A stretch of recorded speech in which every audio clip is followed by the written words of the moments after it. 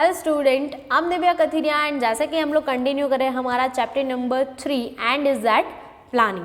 Clear?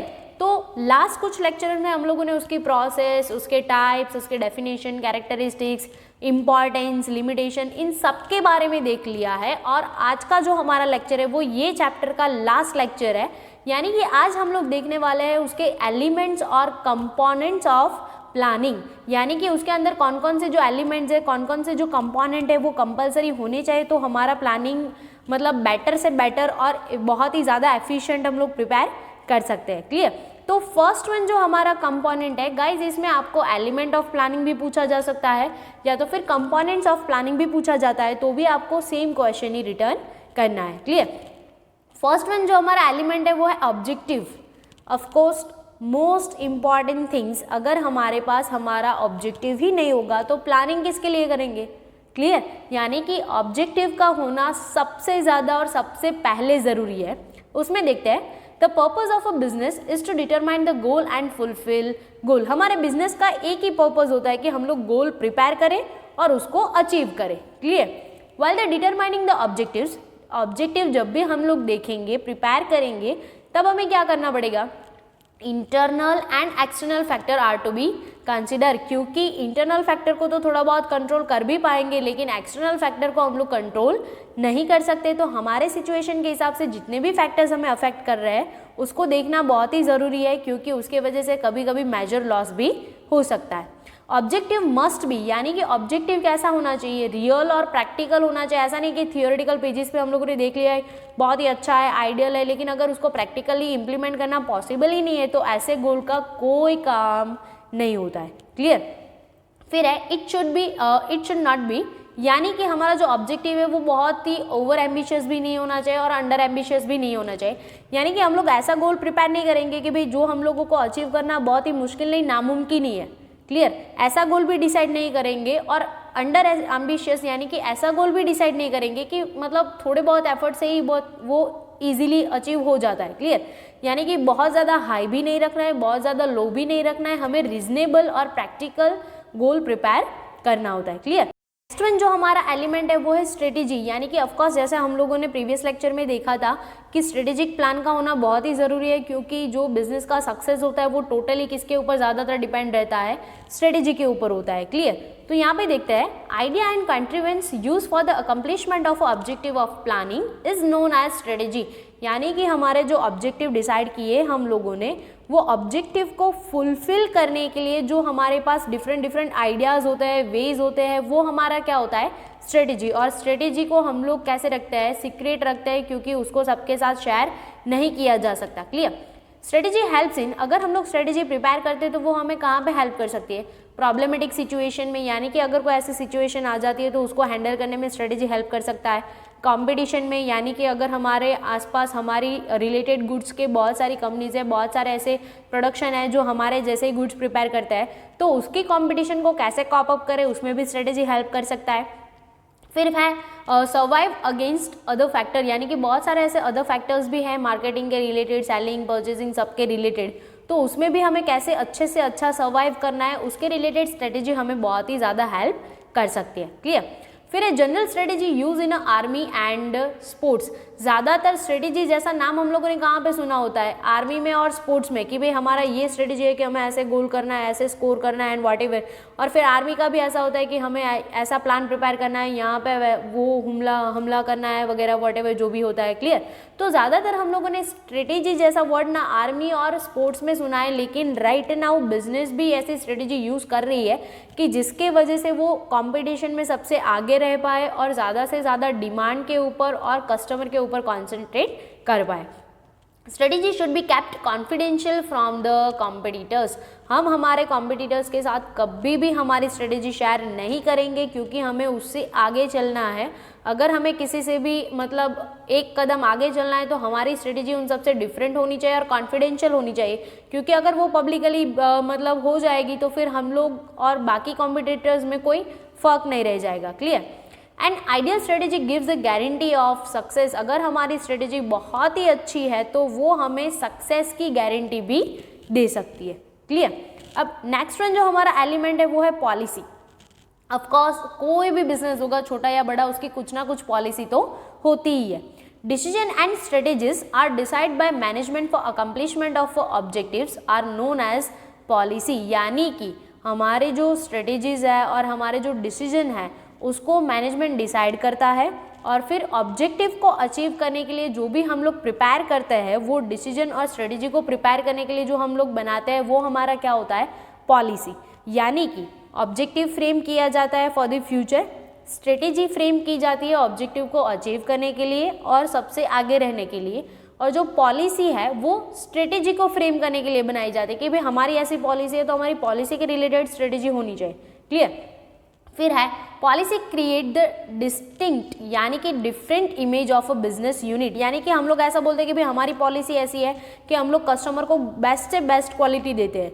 हमारी policy ऐसी हो सकती है कि हम लोग कस्टमर को बहुत ही रीजनेबल प्राइस में गुड्स देते हैं। तो ये पॉलिसी को ध्यान में रखते हुए हमारी स्ट्रेटेजी बननी चाहिए, क्योंकि स्ट्रेटेजी के हिसाब से हमें सक्सेस अनसक्सेस मिलेगा, और वो हमारे डिपेंड्स होगा पॉलिसी के ऊपर, क्योंकि पॉलिसी की वजह से हमारा जो इमेज होता है वो कस्टमर के दिमाग में बनता है कि भाई ये बिजनेस है, उसका पॉलिसी बहुत अच्छा है, वो कभी कस्टमर के साथ चीट नहीं करते, वो रीजनेबल प्राइस में देते हैं, अच्छी क्वालिटी का देते हैं, आफ्टर सेल सर्विसेज भी बहुत ही अच्छी होती है।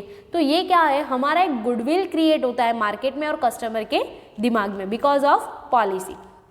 As like an objective policy should be real and practical. Policy फिर ऐसा नहीं होना चाहिए हम लोग ऐसा बोलेंगे कि भाई हमें 100 रुपये में गुड्स बनाते हैं और हम लोग ऐसा बोलेंगे कि हम लोग 90 रुपये में बेचेंगे उसको। ऐसा हम लोग पागलपन नहीं कर सकते कि हम लोग बहुत ही कम प्राइस में देते हैं। एटलीस्ट हमें लॉस तो नहीं करना है। क्लियर। तो हमारी जो प्रैक्टिकल सोच है उसको वहाँ पे अप्लाई करते हुए पॉलिसी फ्रेम होनी चाहिए कि उसको रियल लाइफ में भी मतलब इजीली और अच्छे से, जैसे बिजनेस को लॉस ना हो, ऐसे हम लोग पॉलिसी फ्रेम कर सकते हैं। क्लियर। नेक्स्ट वन जो हमारा एलिमेंट है वो है method and process. Of course अगर हम लोग कोई गुड्स का प्रोडक्शन कर रहे हैं या फिर कोई सर्विसेज प्रोवाइड कर रहे हैं तो उसका कुछ मेथड होना चाहिए। हम लोग ऐसे ही मतलब कैसे भी हवा में तीर चला के या फिर अंधेरे में तीर चला के ऐसे ही हम लोग उसको प्रिपेयर नहीं कर सकते। Method is an arrangement for carrying out the business programmes, यानी कि हमारे बिजनेस के जो गोल है, ऑब्जेक्टिव्स जो है, हमारी स्ट्रेटेजी जो है, वो पॉलिसी जो है, उसको इम्प्लीमेंट करने का जो अरेंजमेंट पूरा किया जाता है कि अगर ये गोल है तो उसको करने के लिए क्या क्या काम किए जाएंगे, उसका जो पूरा अरेंजमेंट होता है वो हमारा क्या होता है, मेथड होता है। Clear. Strategy help for the cope up with competition, यानी कि स्ट्रेटेजी क्या हेल्प करेगी, अगर हमें कंपटीशन में सबसे आगे रहना है तो स्ट्रेटेजी हेल्प करेगा। Policy gives the information to fulfil the objective, यानी कि ये ऑब्जेक्टिव को कैसे फुलफिल करना है वो पॉलिसी बताएगा। वाइल मैथड रिफर्स, लेकिन मैथड क्या बताएगा हमें, method refers to the best way of accomplishment of a predetermined objective. हम लोग अगर कंपटीशन में आगे रहना है तो स्ट्रेटेजी को यूज़ करते हैं, ऑब्जेक्टिव फुलफिल करना है तो पॉलिसी यूज़ करते हैं, लेकिन ये ऑब्जेक्टिव को सबसे बेस्ट तरीके से, सबसे अच्छे तरीके से कैसे फुलफिल करना है वो हमें कौन बताएगा, कौन हेल्प करेगा, हमारा जो मेथड होगा, हमारा जो वे होगा, प्रोसेस होगा वो। It's help to raise the chances of success, और उसके वजह से हमारे सक्सेस के चांसेस कैसे हो जाएंगे, इंक्रीज हो जाएंगे। Method refer to the best way of performing a task, हमारा अगर कोई टास्क है, ऑब्जेक्टिव है, कोई गोल है, उसको सबसे अच्छे तरीके से, बेस्ट वे से कैसे कंप्लीट किया जाता है ये हमें कौन बताएगा, मेथड बताएगा। क्लियर। फिर नेक्स्ट वन जो हमारा एलिमेंट है वो है रूल्स, यानी कि किसी भी बिजनेस को सक्सेसफुल करने के लिए डिसिप्लिन का होना बहुत ही ज़रूरी है, और वो किसकी वजह से हम लोग मेंटेन कर पा रहे हैं, रूल्स और रेगुलेशन की वजह से। क्लियर। तो उसमें देखते हैं rules are a play important role for a planning for follow up, यानी कि अगर हम लोगों ने प्लानिंग प्रिपेयर किया है, किसी को काम दिया है तो उसका फॉलोअप लेना भी बहुत ही ज़रूरी है, क्योंकि अगर फॉलोअप नहीं लेंगे तब तक पता कैसे चलेगा कि काम कैसा हो रहा है, कितना हो रहा है, हम लोगों ने जैसा दिया है वैसा हो रहा है कि नहीं हो रहा है। Clear. Rules decide the process, during by mistake हो गया है तो वो काट देना है आपको, and give the clear understanding, यानी कि रूल्स क्या करेगा कि प्रोसेस डिसाइड करेगा कि भाई आपको इतने बजे आना है, इतने बजे काम करना है, यहाँ पे खत्म हो जाना चाहिए, व्हाटएवर। ये प्रोसेस भी डिसाइड करता है और क्लियर अंडरस्टैंडिंग भी देगा कि भाई आपको ऐसे ही काम करना है, आप रूल्स के बियॉन्ड जाके कोई काम नहीं कर सकते। Clear. Rules help in maintaining discipline, अगर हमें हमारी कंपनी में ज़्यादा अच्छा डिसिप्लिन रखना है तो उसमें हम लोगों को रूल्स प्रिपेयर करने ही पड़ेंगे, क्योंकि विदाउट रूल्स रेगुलेशन डिसिप्लिन का मेंटेन होना बहुत ही मुश्किल है। Because of rules supervisors work becomes easy, क्योंकि हम लोगों ने पहले से ही रूल्स प्रिपेयर करके रखे हैं कि भाई आपको ऐसे ही काम करना है, ऐसे नहीं करना है, तो डिसिप्लिन तो मेंटेन हो ही रहा है। तो उसके वजह से जो सुपरवाइजर है उसके काम क्या हो जाएंगे, बहुत ही कम हो जाएंगे और ईजी हो जाएंगे। क्लियर। फिर नेक्स्ट वन जो हमारा एलिमेंट है वो है बजट। अब ऑफकोर्स कोई काम कर रहे हैं तो कभी ना कभी हम लोगों को पैसे की रिक्वायरमेंट तो होगी, कभी ना कभी नहीं, मेरे हिसाब से सबसे पहले होगी, क्योंकि अगर हम लोग प्लानिंग प्रिपेयर करेंगे तो एक्सपर्ट को फ़ी देनी पड़ेगी, रॉ मटेरियल लाएंगे, पैसे चाहिए होंगे, तो सारे कामों के लिए हमें कोई ना कोई मतलब तरीके से बजट प्रिपेयर करना ही पड़ेगा। तो उसमें देखते हैं budget is use as a tool of a control for accomplishment of a business objective. अब बजट क्या है, वन टाइप ऑफ कंट्रोल करने का ट्राई है कि भाई आपको इतना ही फाइनेंस मिलेगा ये टास्क के लिए, ये वर्क के लिए और ये ऑब्जेक्टिव के लिए। क्लियर। अदरवाइज क्या हो जाएगा कि अगर आप अनलिमिटेड बजट प्रोवाइड करते हो तो वहाँ पे मिसयूज़ होने के भी चांसेस हो सकते हैं कि फाइनेंस का मिसयूज़ हो रहा है, या तो फिर लोग जितना ज़रूरत नहीं होंगे उतना ज़्यादा भी वहाँ पे मतलब यूज़ कर सकते हैं। क्लियर। तो यहाँ पे हम लोगों को एक लिमिट सेट कर देना है कि हम लोगों को इतने बजट के अंदर ही ये वर्क और ये ऑब्जेक्टिव कंप्लीट करना है। Different type of budget are prepared like, बहुत सारे अलग अलग टाइप के बजट होता है गाइज। ये 1 मार्क में आपको क्वेश्चन पूछा जाता है कि टाइप्स ऑफ बजट। क्लियर। तो आपको इसमें से कोई मिनिमम 4 बजट के नाम लिखने हैं। फर्स्ट वन है कैपिटल एक्सपेंडिचर बजट, कितना कैपिटल आएगा उसमें से कितना एक्सपेंस होगा। सेल्स बजट होगा, प्रोडक्शन का बजट है, प्रोडक्शन कॉस्ट का भी बजट है, कैश बजट है, ऐसे बहुत सारे बजट होते हैं जो बिजनेस में यूज़ होते हैं। तो सबका बजट का प्रिपरेशन होना बहुत ही ज़रूरी है, क्योंकि बजट होगा तो हमारे पास एक लिमिटेशन आ जाएगा और लिमिटेशन के थ्रू हम लोग वो काम करेंगे तो वो फाइनेंस में भी कंट्रोल हो पाएगा। Clear. Budget keeps the control overall activities of a business and makes the management efficient. Business की जितनी भी एक्टिविटीज़ होंगी उन सबके ऊपर बजट का क्या होगा, कंट्रोल होगा कि भाई आप बजट से बियॉन्ड जाके कोई काम नहीं कर सकते, और बिजनेस का जो मैनेजमेंट है उसको क्या बनाएगा, एफिशिएंट बनाएगा। फिर लास्ट वन जो हमारा एलिमेंट है वो है प्रोग्राम। तो उसमें देखते हैं program is a sequence of all activities of business. Sequence का होना भी बहुत ही ज़रूरी है गाइस, क्योंकि हम लोग कंट्रोलिंग को पहले और प्लानिंग को लास्ट में नहीं कर सकते, उसको उसके हिसाब से ही जाना पड़ेगा कि पहले यही काम होता है, फिर उसके बाद ये काम होगा, नेक्स्ट वन ये होगा। क्लियर। तो सीक्वेंस का मतलब क्या होता है, प्रोग्राम, यानी कि प्रोग्राम का होना भी बहुत ज़रूरी है कि एक एक्टिविटी खत्म होने के बाद सेकेंड ये करेंगे, सेकेंड के बाद थर्ड वन ये करेंगे। Clear. In a business work is assigned and done according program, यानी कि हम लोग बिजनेस का जितना भी वर्क होंगे वो हम लोग कैसे असाइन करेंगे, जितना हमारा प्लानिंग होगा और जितना हमारा प्रोग्राम होगा उसके हिसाब से। कि भाई प्रोग्राम में ऐसा बोला है कि फर्स्ट आपको ऑब्जेक्टिव करना है, फिर देन आफ्टर आपको रॉ मटेरियल परचेज करना है, फिर मशीनरी लेनी है, उसमें प्रोसेस करना है, तो आप ऐसे ही सारे वर्क को अलॉट करोगे। Clear. Its sorry and then problem do not arise for goal, और उसके वजह से अगर हम लोगों ने प्रोग्राम एक बार सेट कर दिया है कि भाई आपको ऐसे ऐसे ही काम करना है, तो सब लोग क्या करेंगे, उसके हिसाब से ही चलेंगे, तो हमारा गोल अचीव करना भी क्या हो जाएगा, बहुत ही ईजी हो जाएगा। क्योंकि कोई अगर प्रोग्राम से बाहर जाके काम करने की कोशिश नहीं करेगा तो काम कम टाइम में अच्छे से अच्छा और अच्छी क्वालिटी का हो सकता है।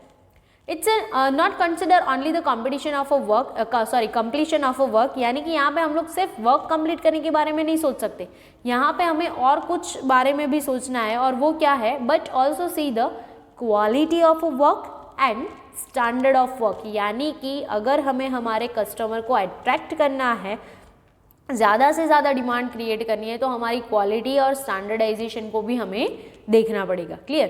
And if any defects are found and then also correct all the defects promptly, यानी कि अगर और कोई प्रॉब्लम हमें फाउंड होता है कि हमें पता चलता है कि ऐसा प्रॉब्लम है, तो वो प्रॉब्लम को हमें तुरंत सॉल्व करना है। Clear guys. तो ये हो गए हमारे सारे एलिमेंट्स की जिसका प्लानिंग में होना बहुत ही ज़रूरी है, तो हम लोग अच्छे से अच्छा प्लानिंग प्रिपेयर कर पाएंगे और बेस्ट वन रिजल्ट दे पाएंगे। क्लियर। तो ये हो गए हमारे एलिमेंट्स, और आज का जो हमारा लेक्चर है वो हम लोग यहाँ पे ख़त्म करते हैं। साथ में हमारा जो चैप्टर नंबर 3 है प्लानिंग, वो भी यहाँ पे कंप्लीट होता है। तो नेक्स्ट लेक्चर के लिए हम लोग नेक्स्ट चैप्टर के साथ अगेन मिलेंगे। तब तक के लिए be happy and be safe and yes, अगर आपको अच्छा लगा है तो आप ये वीडियो को ज़्यादा से ज़्यादा स्टूडेंट के साथ शेयर कर सकते हो। Bye guys.